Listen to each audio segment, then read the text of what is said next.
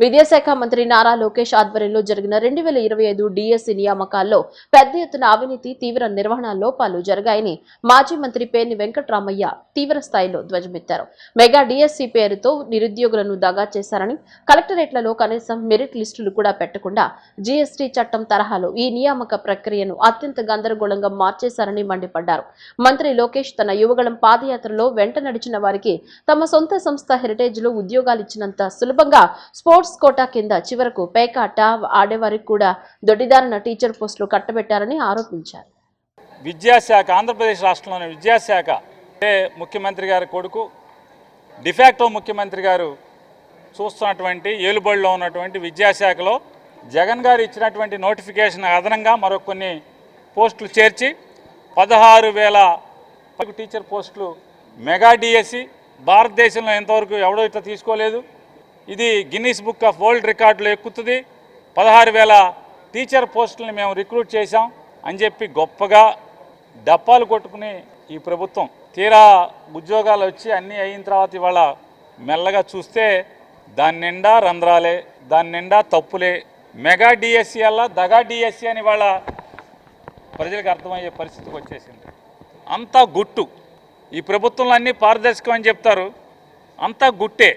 ఈ డిఎస్సిలో ఒక్కటంటే ఒకటి కూడా ఆఖరికి సాంప్రదాయబద్ధంగా వస్తున్నటువంటి టీచర్ రిక్రూట్మెంట్లో ఉన్నటువంటి డిఎస్సి ఏ జిల్లాకు ఆ జిల్లా కలెక్టర్ కార్యాలయంలో వారి పేర్లు, వారి మార్కులు, వారి ర్యాంకుతో సహా లిస్టులు కట్టాల్సినటువంటి సాంప్రదాయం ఉంటే, బాధ్యత ఉంటే ఎక్కడ ఏ జిల్లా కలెక్టరేట్లో కూడా ఎక్కడా కూడా మెరిట్ లిస్ట్ ఇంతవరకు కట్టనటువంటి పరిస్థితి. కట్టకుండా బొంకుతున్నారు. ఆన్లైన్లో పెట్టాం చూసుకోండి, ఆన్లైన్లో పెట్టామంటారు. ఆన్లైన్లో పెట్టాం చూసుకోండి అన్న తేప ప్రతిసారి ఆ లిస్టు మారిపోతూ ఉంటుంది. ఇప్పటికి 3 రకాల లిస్టులు పెట్టారని చెప్పని డిఎస్సి రాసిన అభ్యర్థులు చెప్తున్నారు. అయ్యా ఎంత పాప ప్రభుత్వం అంటే, ఇది దుర్మార్గమైన ప్రభుత్వం అంటే ఆన్లైన్లో చూసుకోమన్న ప్రతిసారి కూడా లిస్టులు మారిపోతున్నాయండి అని చెప్తారు. దాంట్లో ఎంత కాంప్లెక్స్గా అంటే సంక్లిష్టంగా ఆన్లైన్లో పెడతారు. ఆన్లైన్లో పెట్టేది ఎందుకు? అత్యంత పారదర్శకంగా చదువు పెద్దగా రానివాడికి కూడా చూసుకుంటే అర్థమయ్యే పరిస్థితిలో ఉండాలి. అంటే డిఎస్సి ఎగ్జామ్ రాసినటువంటి పిల్లలు కాదు, పిల్లల యొక్క తల్లిదండ్రులు కానీ తాత ముత్తాతలు ఎవరు చూసినా కూడా అర్థమయ్యే పరిస్థితిలో ఉండాలి. మా పిల్లోడికి ఎన్ని మార్కులు వచ్చినాయి, మా మనవరాలకి ఎన్ని మార్కులు వచ్చినాయి, ఏ ర్యాంక్ వచ్చింది, ఏ క్యాస్టు ఏ కేటగిరీలో మా వాడికి పోయింది, సీటు తన్నింది, ఉద్యోగం తన్నింది, ఎందుకు ఉద్యోగం వచ్చింది ఎవరికి అర్థం కాదు. అంటే ఇది ఎట్లా ఉందంటే, భారతదేశంలో గూడ్స్ అండ్ సర్వీస్ ట్యాక్స్ అని ఒక చట్టం ఉంది. అసలు మామూలు దాంట్లో పనిచేసేటువంటి ఉన్నతాధికారులు కూడా ఆ చట్టం తెలియదు. గుంటూరు జిల్లా మంగళగిరి మండలం ఎర్రబాలెం గ్రామంలో తెలుగుదేశం పార్టీకి భారీ ఎదురుదెబ్బ తగిలింది.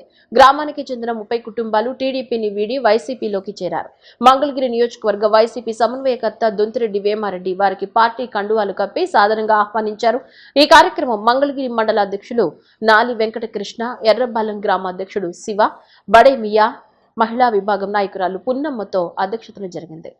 ఈ సందర్భంగా వేమారెడ్డి మాట్లాడుతూ స్థానికంగా త్రాగునీటి సమస్యను టీడీపీ రాజకీయం చేస్తోందని ఆరోపించారు.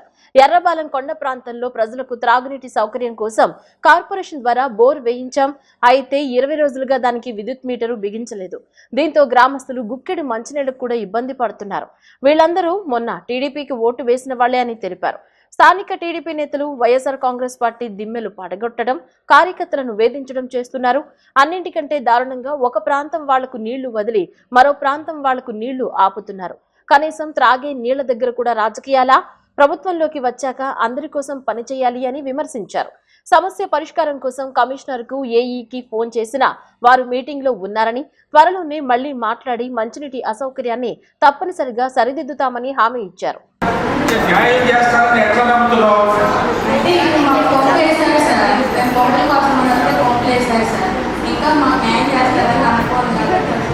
మరి అంతకుముందు జగన్ ప్రభుత్వంలో మీకేం న్యాయం జరగలేదా? మీకు అంతకుముందు మీకు కొన్ని చదువుకునే పిల్లలకు కానీ అట్లాగే అనాథ స్త్రీలకు కానీ వీళ్ళందరికీ పెన్షన్ కానీ అప్పుడు రాలేదా? అమ్మఒడి వచ్చింది, ఇప్పుడు వస్తున్నాయా బాగానే? అమ్మఒడి అతను అంతకుముందు జగన్మోహన్ రెడ్డి గారు ఇస్తానన్న అన్ని ఇస్తూ ఇంకా ఎక్కువ మీకు అందరికీ నెలకు 10,000 ఇస్తానన్నాడు. ఇక్కడ ఉన్న వాళ్ళందరూ అర్హులేదు. గంటకు 10,000 మీకు 18,000 2 ఏళ్ళకి 36,000 రావాలి. మీరు దాచుకున్నారు ఎక్కడో. ఆయన ఇచ్చాడంట, ఇచ్చాడని అవుతున్నాడు ఆయన. అదే 18,000 మరి ఏం చేసేవాళ్ళు?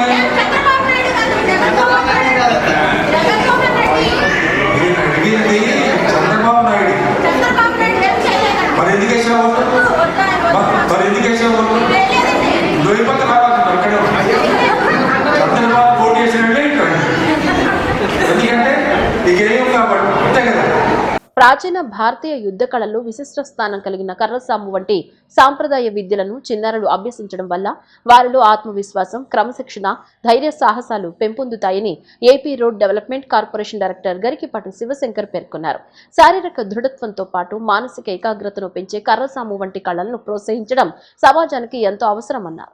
శివశక్తి ఆధ్వర్యంలో లయన్స్ క్లబ్ సహకారంతో నిర్వహించిన హనుమాన్ కర్రసాము వేసవి శిక్షణ శిబిరం ముగింపు కార్యక్రమం ఘనంగా జరిగింది. లయన్స్ క్లబ్ అధ్యక్షుడు పంచకర్ల రమేష్ చక్రవర్తి అధ్యక్షతన నిర్వహించిన ఈ కార్యక్రమానికి ముఖ్య అతిథిగా AP road development corporation director Garikipati Sivashankar హాజరయ్యారు. శిక్షణ విజయవంతంగా పూర్తి చేసిన విద్యార్థులకు ఆయన సర్టిఫికెట్లు అందజేసి అభినందనలు తెలిపారు.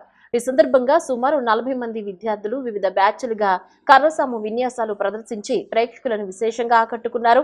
వారి ప్రతిభను చూసిన అతిథులు, తల్లిదండ్రులు హర్షం వ్యక్తం చేశారు.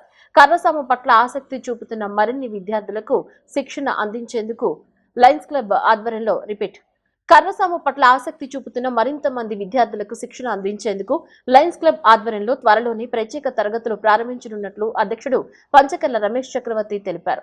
శిబిరంలో విద్యార్థులకు శిక్షణ అందించిన గురువు రెడ్డి చిన్న వెంకన్నను, శివశక్తి కార్యదర్శి కళ్యాణ్ను లయన్స్ క్లబ్ సభ్యులు ఘనంగా సన్మానించి వారి సేవలను కొనియాడారు. కార్యక్రమంలో క్లబ్ సభ్యులు, విద్యార్థులు, తల్లిదండ్రులు, కర్రసాము అభిమానం కలిగిన పలువురు పాల్గొన్నారు. ఒక మగధీర, ఒక రంగస్థలం, ఒక త్రిపులార్, ఒక పెద్ది ఇలాంటి మూవీ కోసం కాకపోతే ఇంకా దేనికోసం కష్టపడతామని అంటున్నారు హీరో రామ్ చరణ్. తన సినీ లైబ్రరీలో ఈ మూవీ టాప్ లో నిలుస్తుందన్నారు. ఇష్టం, ప్రేమతో ఈ మూవీ చేశానని, ఇండియాలో టాప్ డైరెక్టర్స్ జాబితాలో బుచ్చిబాబు పేరు ఖచ్చితంగా ఉంటుందన్నారు. రామ్ చరణ్ కథానాయకుడిగా బుచ్చిబాబు దర్శకత్వంలో రూపొందిన sports action drama Peddi. Janhvi Kapoor కథానాయిక. జూన్ 4న పాన్ ఇండియా మూవీగా ప్రేక్షకుల ముందుకు రానుంది. ఈ సందర్భంగా విజయవాడలో Peddi pre release event Indira Gandhi municipal స్టేడియంలో జరిగింది. ఈ కార్యక్రమంలో హీరో రామ్ చరణ్ మాట్లాడుతూ విచిత్ర కథ హృదయానికి హత్తుకుందన్నారు. తన తండ్రి చెప్పినట్లు ఇలాంటి కథ 10 ఏళ్లకు ఒకసారి మాత్రమే వస్తుందన్నారు. ఈ కథను తన దగ్గరకు తీసుకొచ్చిన సుకుమార్ గారికి ధన్యవాదాలు తెలిపారు. తన సినీ లైబ్రరీలో ఈ మూవీ ట్యాప్ లో నిలుస్తుందన్నారు. తనను వ్యక్తిగతంగానూ మంచి దారిలో నడిపిందన్నారు. బుచ్చిబాబు దీనిని ఒక సినిమా కథలా చెప్పలేదని, ఒక వ్యక్తి ప్రయాణంలా చెప్పారన్నారు. ఇది పడి లేచిన మనిషి కథ అని, ఇలాంటి కథ కోసం కష్టపడకపోతే ఇంకా దేనికోసం కష్టపడతామన్నారు. ఇష్టం, ప్రేమతో ఈ మూవీ చేశానని, ఇండియాలో టాప్ డైరెక్టర్స్ జాబితాలో బుచ్చిబాబు పేరు ఖచ్చితంగా ఉంటుందన్నారు. తనకు తెలిసిందల్లా సినిమాయేనని, తాను చనిపోయే వరకు ప్రేక్షకులను ఎంటర్టైన్ చేస్తానన్నారు. అంతకుముందు దర్శకుడు బుచ్చిబాబు మాట్లాడుతూ ఉప్పిన వచ్చిన 10 ఏళ్ల తర్వాత మళ్లీ మూవీ చేశానన్నారు. ఇన్నేళ్ల సమయం తీసుకోవడానికి కారణం పెద్ద కథేనన్నారు. కథ విని చరణ్ ఒక్క కరెక్షన్ కూడా చెప్పకుండా ఒప్పుకున్నారన్నారు. పెద్ది ఒక కమర్షియల్ సినిమాగానే అనిపిస్తూ ఎమోషనల్ గా అలరిస్తుందన్నారు. ఇంకా హీరోయిన్ జాన్వీ కపూర్, మంత్రి కందుల దుర్గేష్, ఎంపీ కేశినేని శివనాథ్ తదితరులు ప్రసంగించారు.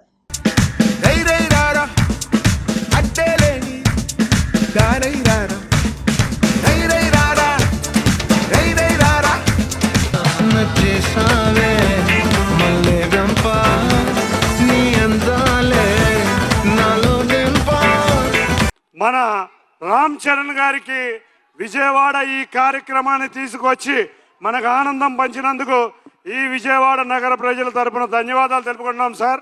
నిజంగా విజయవాడ అంటే ఎప్పుడు కూడా ఒక సినిమా రాజధాని. ఎన్నో శత దినోత్సవ వేడుకలు జరిగినాయి, ఎన్నో సిల్వర్ జూబ్లీలు జరిగినాయి. ఆ రోజు మేము చూస్తే 2003లో ఇంద్రా సిల్వర్ జూబ్లీ విజయవాడలోనే జరిగింది. ఆ రోజు సినిమా మహోత్సవం అంటే ఏంటనేది ఆ రోజు ప్రజలు, యువత ఇక్కడ ఉర్రూతలగారు. అదేవిధంగా మెగాస్టార్ గారి తర్వాత ఎంతోమంది యువత, మా డిప్యూటీ సీఎం పవన్ కళ్యాణ్ గారు, ఖుషి, ఇటువంటి ఎన్నో సినిమాల్ని యువత బ్రహ్మాండంగా ఈ విజయవాడే కాదు ఈ ఆంధ్రప్రదేశ్ నుంచి బ్రహ్మాండంగా ఆదరించారు సార్. అటువంటి తండ్రిని మించిన తనయుడు, బాబాయిని మించిన అబ్బాయి మా రామ్ చరణ్ ఇవాళ విజయవాడలో మళ్ళీ యువత అదేవిధంగా ఈ సినిమాని బ్రహ్మాండమైన చక్కటి ఈ ఫంక్షన్ని ఆదరించాం సార్. ఇవాళ పెద్ది అనేటువంటి సినిమా ఒక అద్భుతమైనటువంటి దృశ్య కావ్యంగా నిలబడుతుందని చెప్పడానికి ఇప్పటికే విడుదలైనటువంటి గ్లిమ్స్ చూసినా అదేవిధంగా ట్రైలర్ చూసినా మనకు పూర్తిగా అర్థమవుతూ ఉంది. మనందరికీ తెలుసు రామ్ చరణ్ గారి యొక్క నటనలోని పరిపక్వత అనేది రంగస్థలంలోనే మనం చూడడం జరిగింది. అయితే ఇవాళ మనం ఇంకా సినిమా పూర్తిగా చూడకపోయినా ఆ గ్లిమ్స్ చూసినప్పుడు కానీ ట్రైలర్ చూసినప్పుడు కానీ నాకు అనిపించింది ఒక్కటే, ఇలాంటి రస్టిక్ ఫిలిం పీరియాడిక్ ఫిలింలో మామూలు లవ్ ఓరియంటెడ్ సినిమాల్లో నటించినంత ఈజీగా నటించలేరు. మనకు తెర మీద కనబడుతున్నటువంటి ఆ హావభావాలు కానీ అద్భుతంగా పలికించేటువంటి ఆ విన్యాసాలు కానీ ఇవన్నీ ఎంతో కఠోరమైనటువంటి శిక్షణతోనే రాగలుగుతాయి, అంకిత భావంతోనే రాగలుగుతాయి. నేను అనుకున్నాను, గ్రామీణ ప్రాంతాల్లో పుట్టి గ్రామీణ ప్రాంతాల్లో పెరిగి లేకపోతే సెమీ అర్బన్లో పెరిగినటువంటి వాళ్ళకి ఆ గ్రామీణ వాతావరణం పూర్తిగా అర్థమవుతుంది. కానీ చెన్నైలోను పుట్టి హైదరాబాద్లో పెరిగినటువంటి రామ్ చరణ్ గారు అంత అత్యద్భుతంగా ఆ హావభావాలు పలికించడం అంటే ఆ రక్తంలోనే ఉంది, నరాన్న కూడా ఆయనలో నటన ఉందనేటువంటి మాట స్పష్టంగా కనపడతా ఉంది. విజయవాడలో చేయాలనుకున్నాం. ఎప్పుడైతే డిసైడ్ అయ్యామో నేను సతీష్ గారికి చెప్పాను, ఇది మా లక్కీయెస్ట్ సిటీ. నాన్నగారికి కానీ మాకు ఖైదీ నెంబర్ 150 కూడా ఇక్కడే చేసాం, ఇందిరా కూడా ఇక్కడ చేసాం. సో ఆ లక్ని కొంచెం మేము ఇంటికి తీసుకెళ్దామని ఇక్కడికి వచ్చాం. మీ అందరికీ, తమ్ముళ్ళకి, ఇక్కడ ఉన్న అన్నయ్యలకి, వచ్చిన అక్కలకి, చెల్లెలకి, మీ అందరికీ పేరు పేరున థ్యాంక్స్. అలాగే టీవీలో చూస్తున్న మా అభిమానులకి వాళ్ళందరికీ చాలా చాలా థ్యాంక్ యూ. సరే, పెద్ది అన్ని విజువల్స్ చూశారు మీరు. పెద్ది ఎన్నో కథలు వింటూ ఉంటాం ఆర్టిస్ట్గా. కొన్ని కథలు విన్నప్పుడు నచ్చుతాయి, కొన్ని కథలు విన్నప్పుడు ఆశ్చర్యపరుస్తాయి.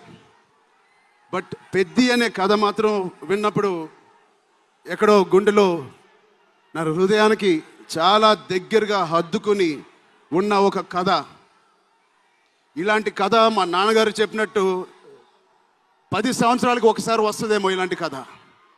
అలాంటి కథ నాకు వచ్చినందుకు ఫస్ట్లీ నా సుకుమార్ గారికి, బుచ్చిబాబు గురు గారికి నేను మనస్ఫూర్తిగా థ్యాంక్స్ చెప్పుకుంటున్నాను.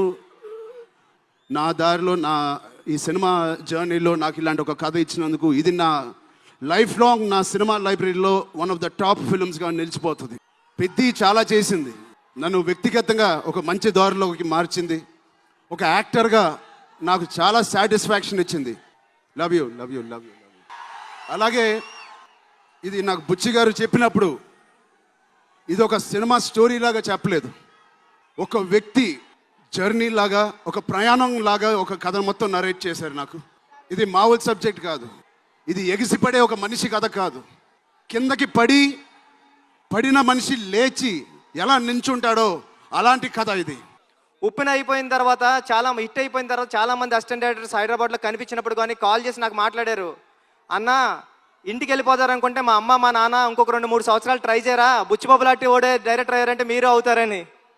అలాగా అంటే ఒక రెండో సినిమా డైరెక్టర్కి ఒక పెద్ద సినిమా స్టార్ డైరెక్టర్ సినిమా ఇవ్వడం అంటే మామూలు విషయం కాదు సార్. నన్ను నమ్మారు, నా కథను నమ్మారు. అంటే ఒక నిజాయితీగా ఒక కథ రాస్తే, పెద్ద కథ ఒక దర్శకుడు రాస్తే, ఒక నిజాయితీ గల హీరో ఆ కథను నమ్మి చేస్తే ఏంటి అన్నది పెద్ద తెలుస్తుందండి. పెద్ద నేను రోజు చూస్తున్నా, ఇప్పటికి నేను 50 టైమ్స్ నుండి 100 టైమ్స్ చూసా. పెద్ద చూసిన ప్రతిసారి సెకండ్ హాఫ్లో లాస్ట్ 40-50 నిమిషాలు నేను ఎమోషనల్ అయిపోతా, నా కళ్ళంటే నీళ్ళు వస్తాయి. సేమ్ టైము నా చుట్టుపక్కల చూసిన వాళ్ళు కూడా అదే చెప్తున్నారు. వాళ్ళు చాలా ఎక్కువ చెప్పారు, నేను చెప్తే బాగోదని చెప్తలేదు. చాలా మంచి సినిమా తీసావురా, చాలా బాగుంటుంది సినిమా, అందరూ చూస్తారు అని చెప్తున్నారండి. ఈ సినిమా June 4th రిలీజ్ అవుతుంది. ఫ్యామిలీస్తో వెళ్ళండి, మీ కిడ్స్ని తీసుకుని వెళ్ళండి. అంటే పెద్ద అంటే ఒక ఆటంకం వస్తే ఆగిపోయే ఒక కుర్రోడు కథ కాదు, ఎన్ని ఆటంకాలు వచ్చినా ముందుకు సాగే కుర్రోడు కథ. నేను 9th క్లాస్లో ఉన్నప్పుడు చదువుకున్నా. పట్టుదల ఉంటే సాధించలేనిది లేదని 10th క్లాస్ నాన్ డీటెయిల్లో ఉండేది. అలాగ పట్టుదల ఉంటే ఏమి సాధించవచ్చు అంటే చాలా ఇన్స్పిరేషనల్ స్టోరీ పెద్ద జర్నీ. పెద్ద గడికి విజయం చాలా ఈజీగా దక్కలేదు. మొత్తానికి విజయవంతంగా పెద్ద టీంని తీసుకొచ్చేశారు, రామ్ చరణ్ని తీసుకురాగలిగారు. మెయిన్లీ థ్యాంక్స్ టు ఎంపీ గారు. ఇంత షార్ట్ టైంలో చాలా బాగా ఆర్గనైజ్ చేసినందుకు వీఆర్ వెరీ వెరీ హ్యాపీ.